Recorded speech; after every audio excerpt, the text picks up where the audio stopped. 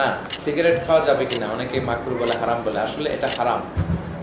তো সিগারেট খাওয়া যাবে না অনেকগুলো কারণে। লা তুলকু বিআইদিকুম ইলাত তাহলুকা, নিজে নিজেকে ধ্বংসের হাতে ছেড়ে দিও না। আপনি চাইলে আপনাকে ধ্বংস করতে পারবেন না।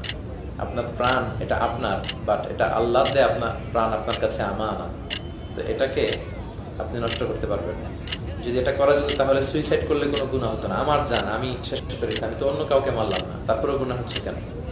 তো মান কাতালা নাফসাহু বিশাইইন উযিবা বিহি ইয়াউমাল কিয়ামাহ, নিজেকে নিজে যেইভাবে শেষ করবে সে ওইভাবেই কিয়ামতের দিন শাস্তি পাবে। যে বিষ খেয়ে সুইসাইড করলো তার শাস্তি হবে শুধু বিষ খাওয়া। যে যে মেয়ে ওড়নায় গলা পেঁচিয়ে ফাঁস দিয়ে মরলো তার ফাঁসি খাওয়াটাই হবে শাস্তি। যে স্ট্যাবিং করলো, নিজেকে নিজে ছুরিকাঘাত করে মারলো, সে ওইভাবেই শাস্তিপ্রাপ্ত হবে।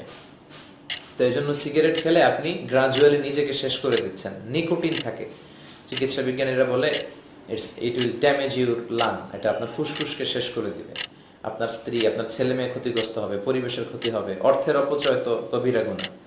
ওয়ালা তুবাযযিরু তাবযীরা ইন্নাল মুবাযযিরিনা কানু ইখওয়ানা শায়াতিন ওয়া কানা শায়তানু লিরাব্বিহি কাফুরা। তো এজন্য অপচয় করা হয়। অপচয় হলো, পরিবেশের ক্ষতি হলো, কাছের লোকদের ক্ষতি হলো, তারপর নিজেকে নিজে শেষ করে দেয়া হচ্ছে যেটার অধিকার আমরা রাখি না। তো এটা কবিরা গুনাহ, এটা করা যাবে না।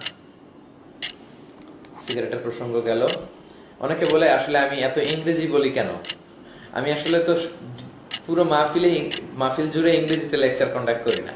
আমি হয়তো কোরআনের একটা আয়াত বললাম, আর পাশাপাশি ইংরেজিতে ভার্সটা বলি, তারপর আবার বাংলায় ব্যাখ্যা করে দিই। যা ইংরেজিতে বলি তা আবার বাংলায় ব্যাখ্যা করি। তো আপনার কাছে হয়তো উইয়ার্ড লাগছে যে আমি